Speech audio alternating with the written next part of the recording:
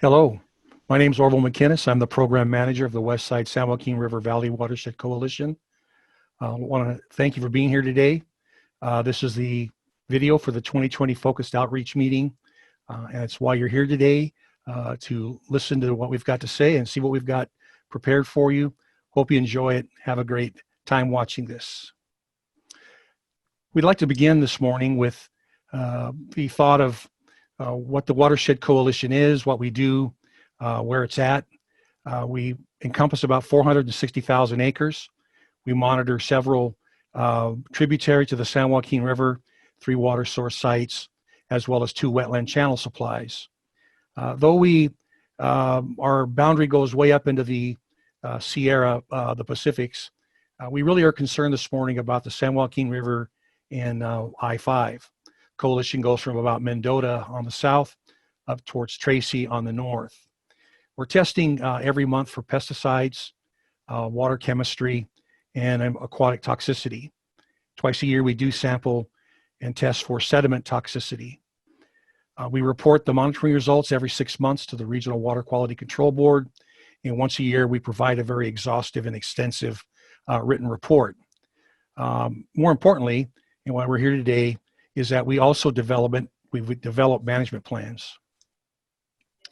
The significance today is to inform you, we've been monitoring the subwatersheds for more than 10 years. And during that time, we've had several exceedances of water quality limits for pesticides and sediment toxicity. These have triggered management plans. And a management plan is a set of actions agreed upon by the regional board and the coalition to address water quality impairments. And this is really a key why we're here today, are these management plans. It's significant to note that the coalition has 10 years or less from the time that a management plan was triggered to complete the management plan. Complete means that we have to solve the problem. This 10-year window is closing on many of the management plans, and they have not been completed. The regional board is indicating that we are late. So the coalition, with the help of growers, we have to get the MPs completed in a very short time. So the current water quality problems are such that since 2008, there's been a very considerable drop-off of pesticide detections and exceedances and surface water toxicity. This is a really good thing, and we're really excited about that. But there are continued exceedances of water quality values for a few constituents and sediment toxicity. So the current water quality problem is that the 10-year deadline is run out, and these management plans have to be completed. They have to be completed in months and not years. There's a process outlined by the regional board to complete this requirement. And if we can't complete it, there's going to be consequences from the Regional Water Quality Control Board. So you're here today because the APNs that you farm are within 200 yards of a waterway, and you applied a product that has been identified in these watersheds, in the Los Panos Creek, Ramona Lake, and Wesley Wasteway watersheds, as having been used on your property. And these were done within the period of time between January 2017 and the fall of 2019. This next slide is the Ramona Lake watershed map.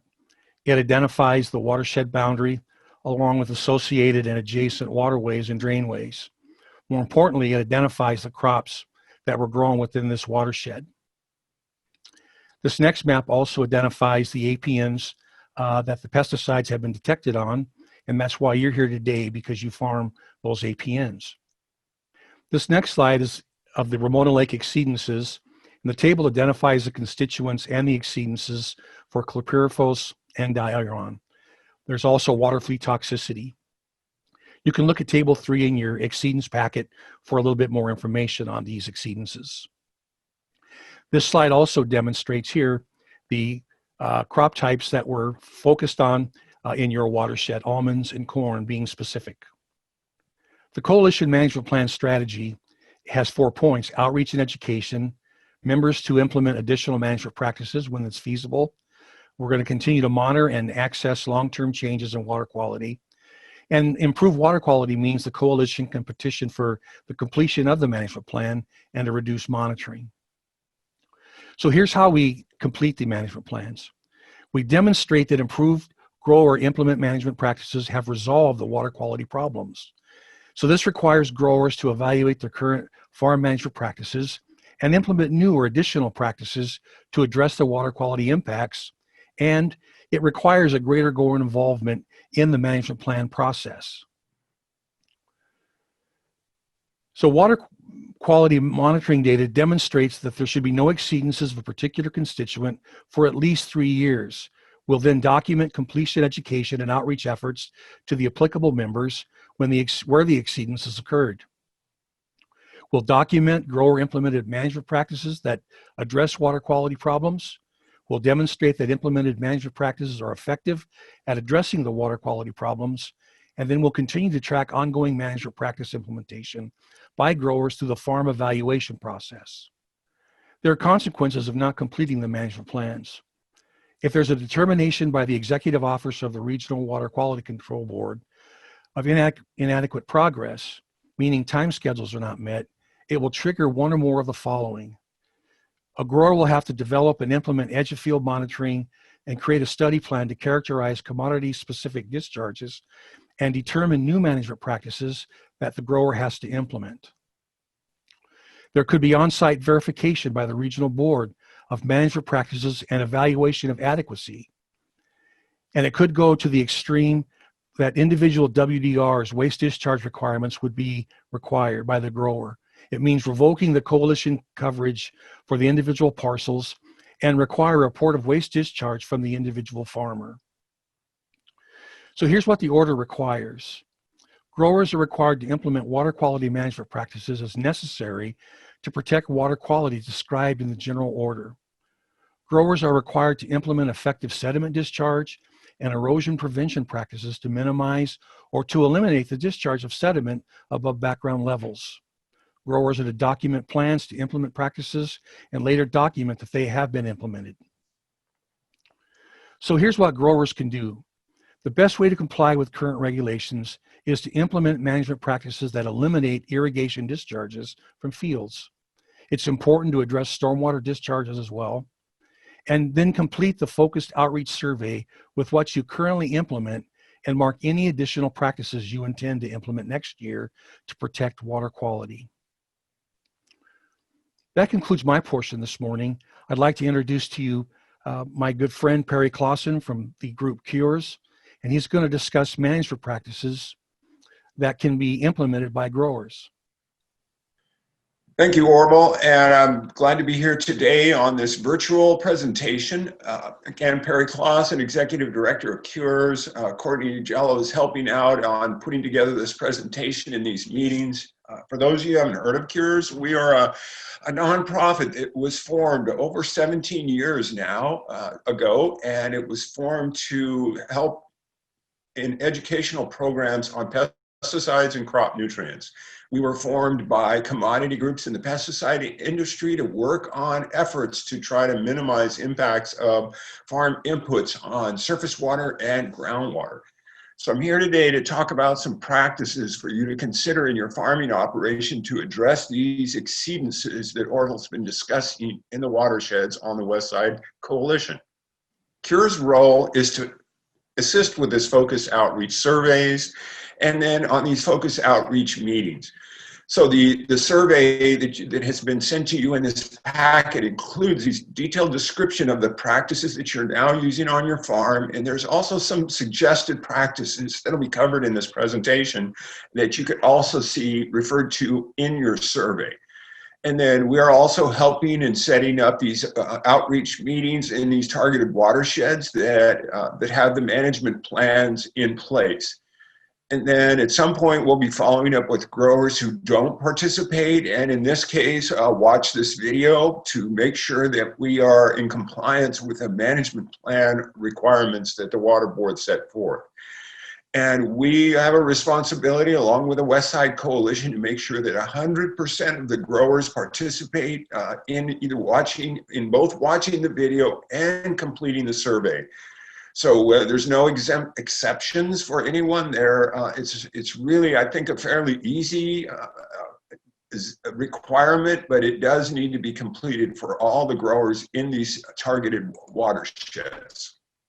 So we have been focusing on pesticides for many years in the Central Valley and working on problems field level, watershed level, and we come through to a conclusion through these efforts of finding that really there's only a few ways that pesticides make their way into surface water.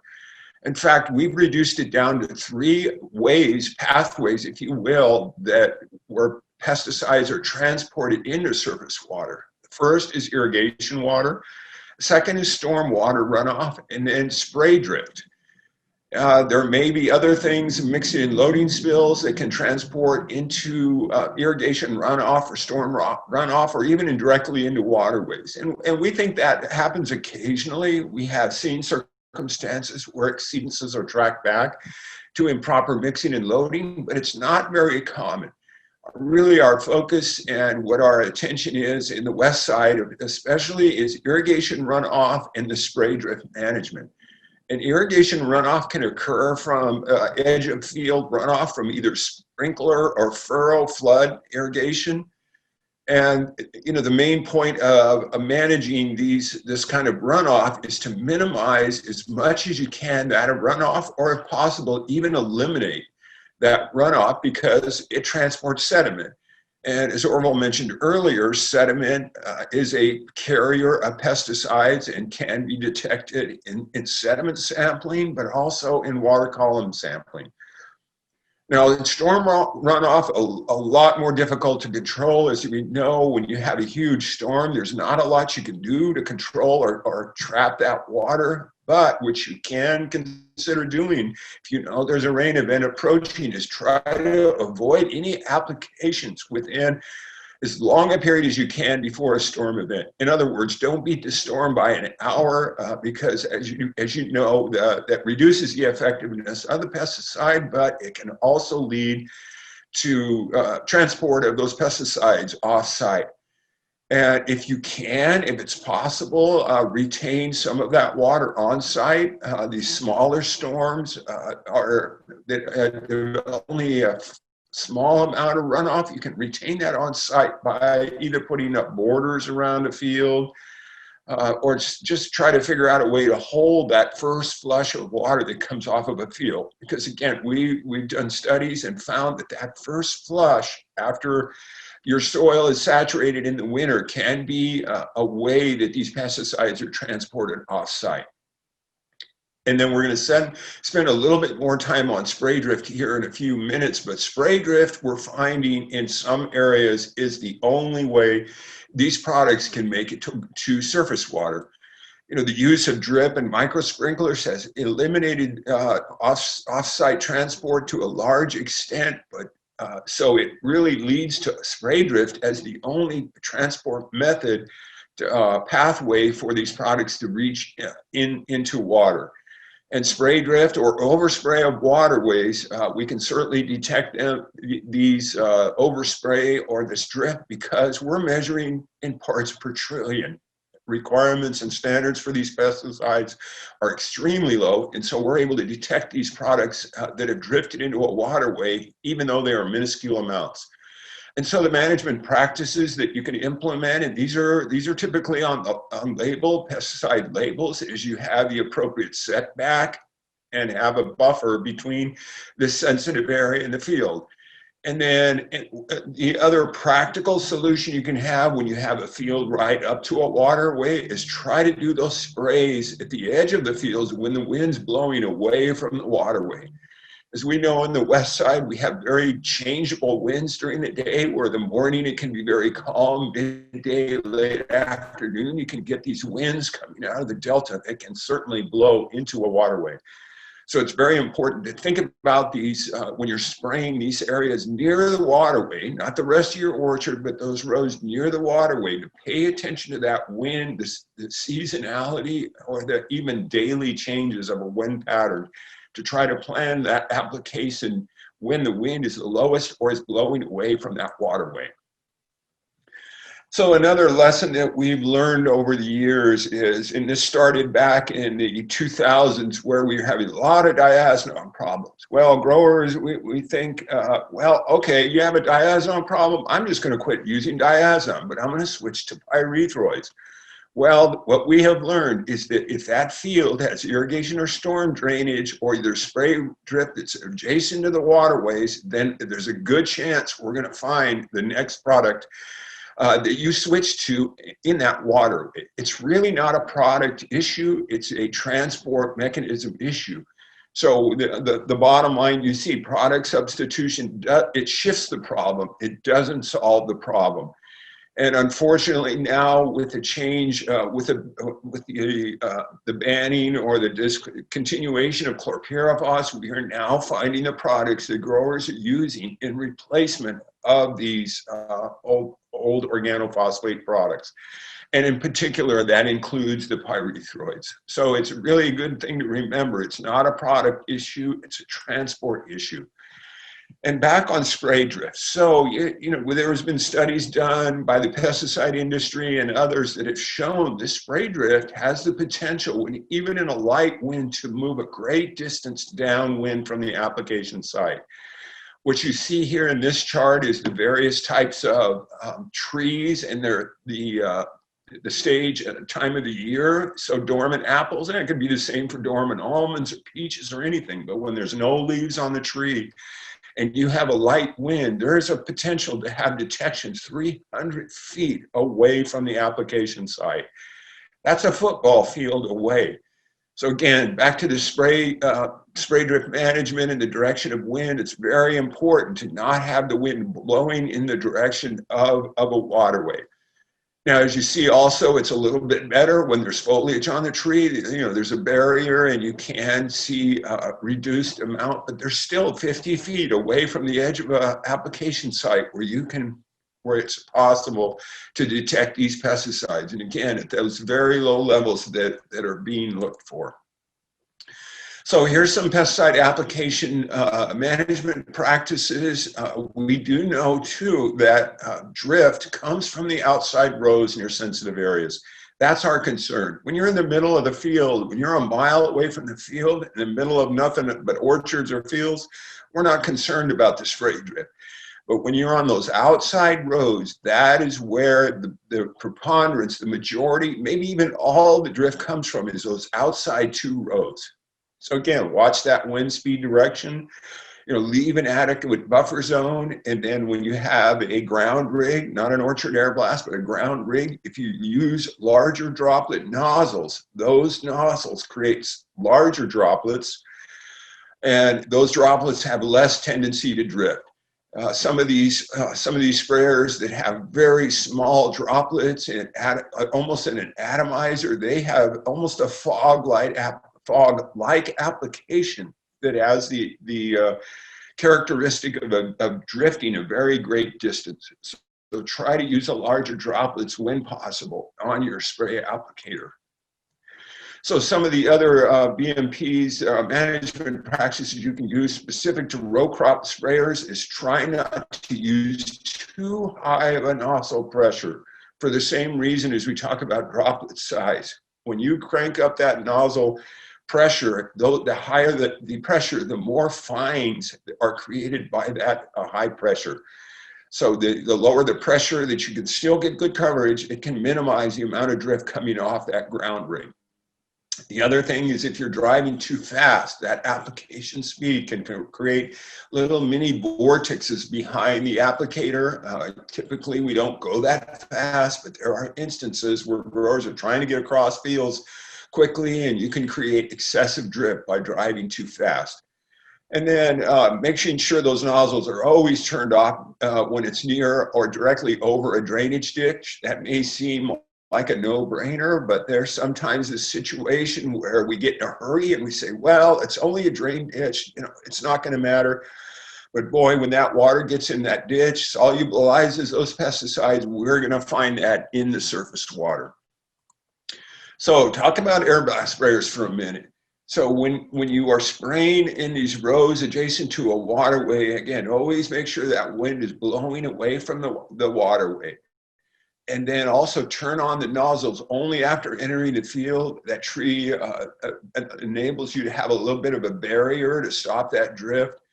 And then turn off the nozzles at the end of a row and at the edge of the field. especially those outward facing nozzles. If you're coming around that outside row, make sure those outer nozzles are off, because that can create tremendous spray drifts off the edge of a field. So, and I mentioned earlier about mixing and loading not being a very common way for these products to get into the waterway, but if you do have a slope and you do have water that could hit where you're doing mixing and loading, try to do that mixing and loading on the top end or the uppermost gradient of a field, farthest away from the waterways. And then spray that tank rinsate back on the field. Don't drain it in the waterways.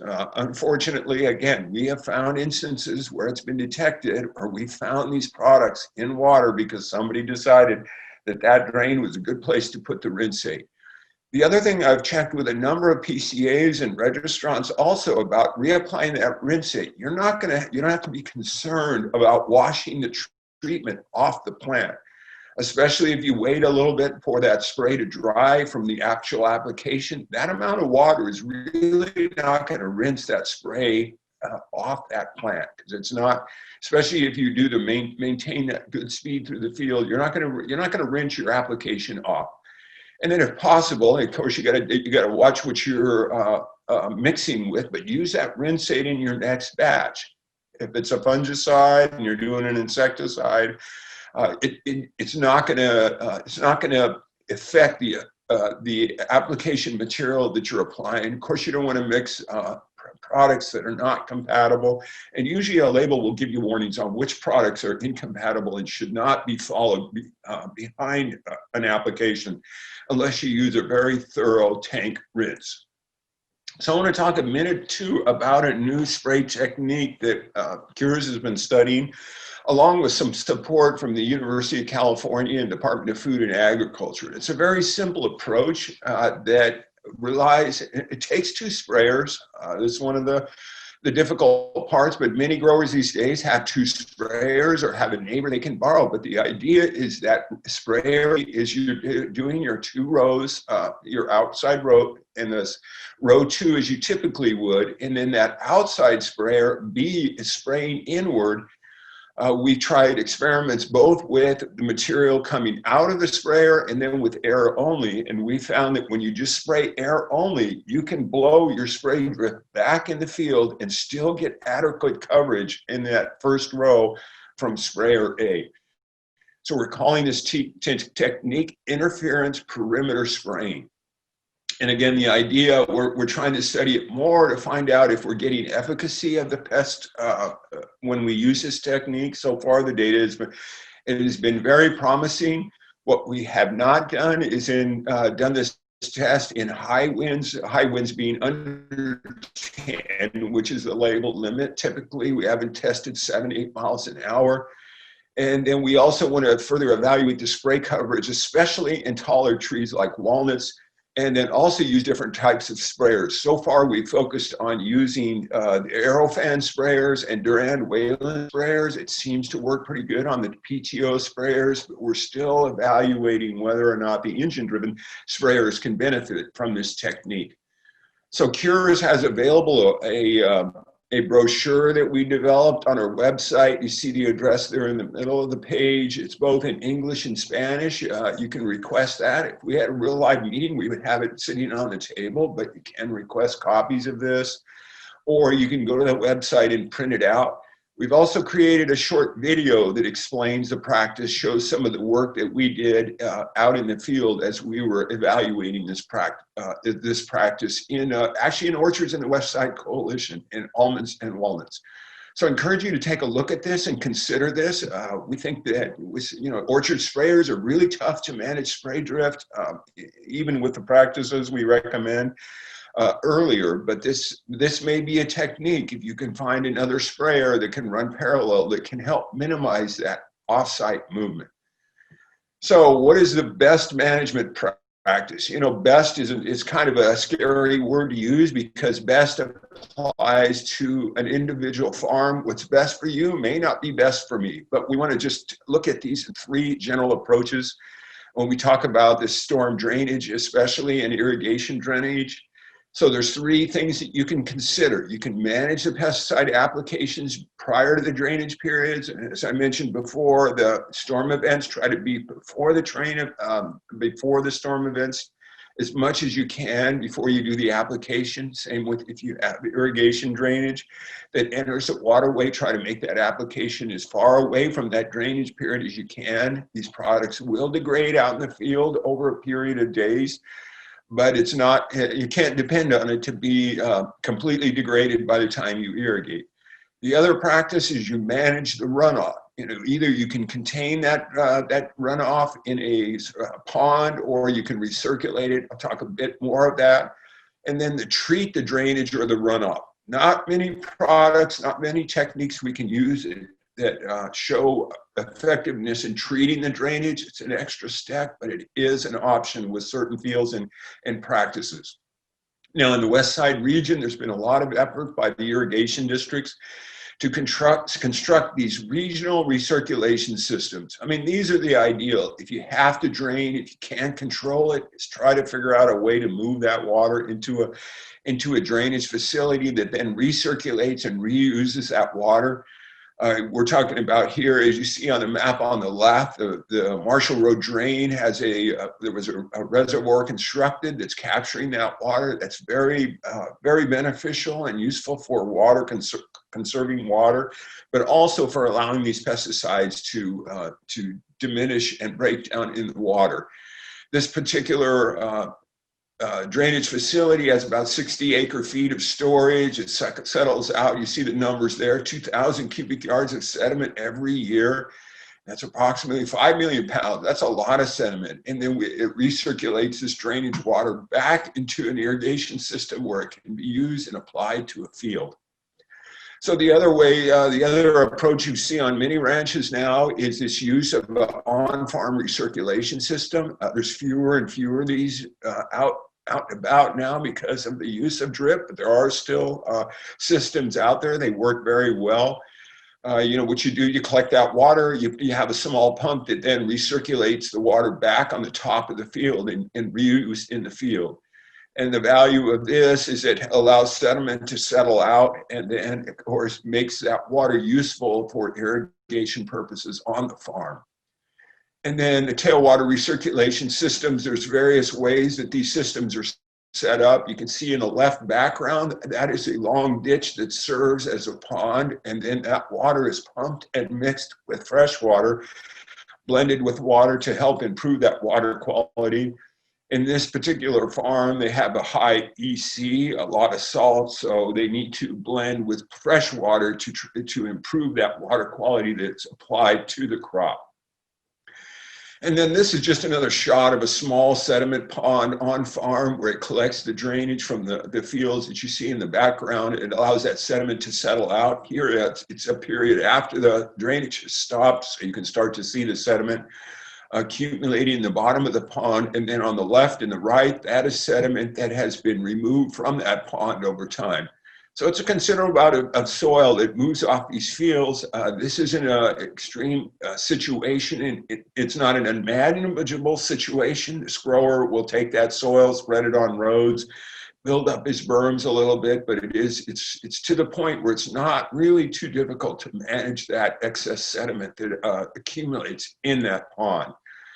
And then I mentioned the treatment. So there really is only one product out there that is shown to be effective on the sediment-bound pesticides. Water-soluble pesticides, it doesn't work so well.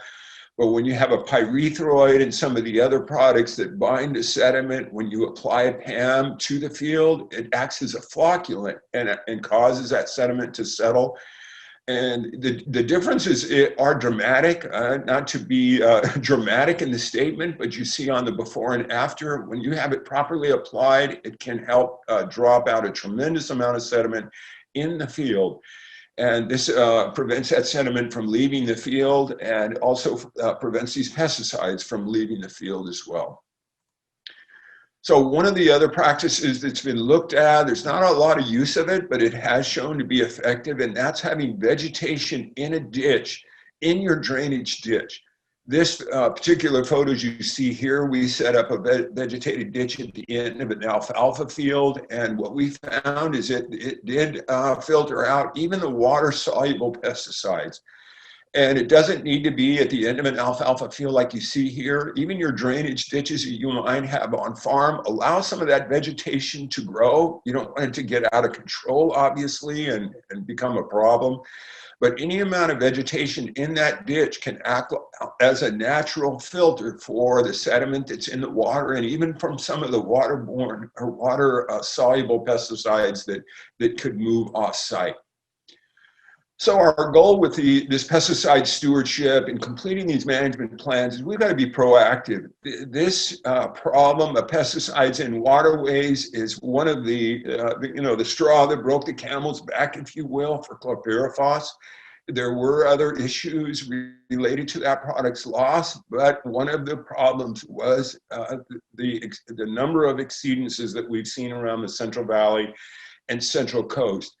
And frankly, we're running out of pesticide classes. Right now, we see a lot of use of pyrethroids that replace the OPs, but if pyrethroids become restricted, we're just losing our broad spectrum chemistry, and we need to figure out a way to preserve those. And again, back to switching products. If we switch away from pyrethroids to something else, still have those transport mechanisms in place, we're going to cause that problem to occur with other chemistry.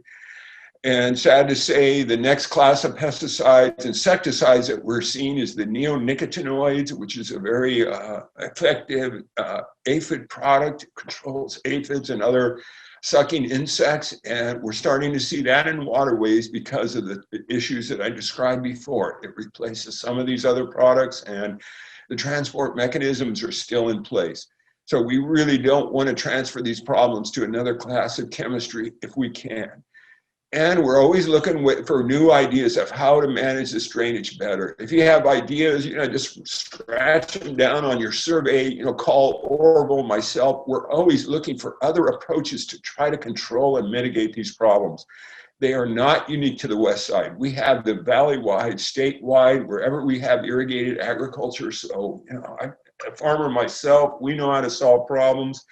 We want to tap into the intelligence and experience of every grower to see if there are ways we can preserve these valuable tools for managing pests on our crops.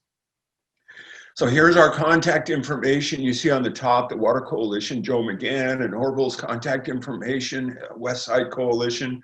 You see my email there and our Cures Works website. We have a number of these publications beyond what I was talking about on this presentation, and also some other videos available on management practices. So I appreciate your patience today in watching this, and wish the best of luck to you and your crops and your farms this year. Thanks a lot.